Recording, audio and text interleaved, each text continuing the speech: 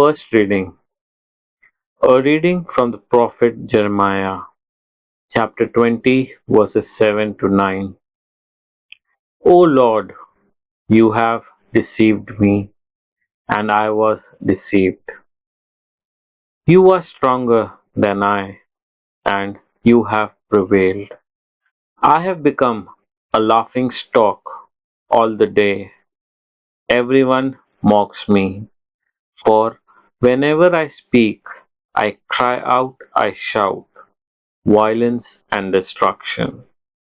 For the word of the Lord has become for me a reproach and derision all day long.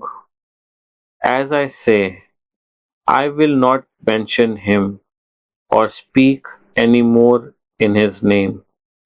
There in my heart, as it were a burning fire, shut up in my bones, and I am weary with holding it in, and I cannot. The word of the Lord, thanks be to God. Second reading. Our reading from the letter of St. Paul to the Romans, chapter 12, words 1 to 2. I appeal to you, brothers, by the mercies of God, to present your bodies as a living sacrifice, holy and acceptable to God, which is your spiritual worship. Do not be conformed to this world, but be transformed by the renewal of your mind, that by testing you may discern what is the will of God, what is good and acceptable and perfect. The word of the Lord. Thanks be to God. The Lord be with you.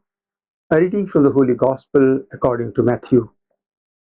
At that time, Jesus began to show his disciples that he must go to Jerusalem and suffer many things from the elders and chief priests and scribes and be killed, and on the third day be raised. And Peter took him aside, began to rebuke him, saying, Far be it from you, Lord, this shall never happen to you. But he turned and said to Peter, Get behind me, Satan. You are a hindrance to me, for you are setting your mind on the things of God, but not on the things of man. Then Jesus told his disciples, If anyone would come after me, let him deny himself and take up his cross and follow me. For whoever would save his life will lose it, but whoever loses his life for my sake will find it. For what will it profit a man if he gains the whole world and forfeits his soul? Or what shall a man give in return for his soul?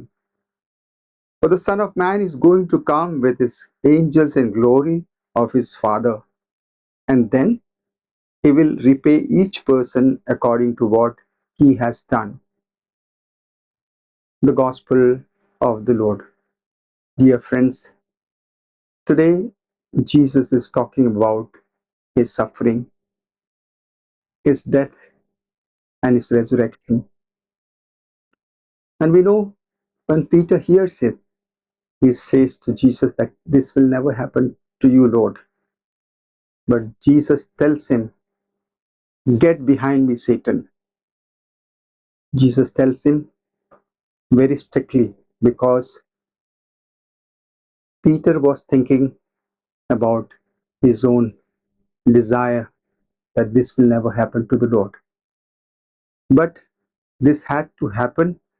Jesus had to go to Jerusalem to suffer and to die on the cross and rise again on the third day. And therefore, we are asked to follow the Lord in his suffering and deny ourselves, denying our own fame, our success, our everything, and putting the Lord first. Amen.